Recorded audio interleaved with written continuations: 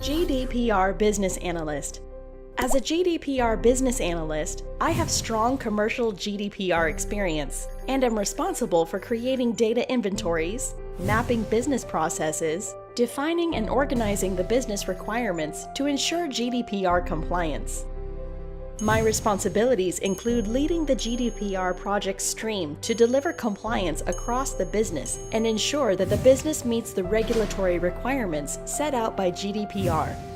Proactively identifying business processes and systems that relate to personal data, carrying out analysis of processes, data flows, and systems against GDPR to identify compliance gaps, designing and implementing solutions to gaps identified in relation to the collection, storage, transfer, and processing of personal data to ensure compliance with the GDPR regulation, identifying and capturing business processes, data flows, and systems that relate to personal data, maintaining stakeholder expectations and raising appropriate issues to project managers as necessary, undertaking stakeholder engagement activities including workshops, interviews, and meetings, providing knowledge and experience of GDPR and data protection.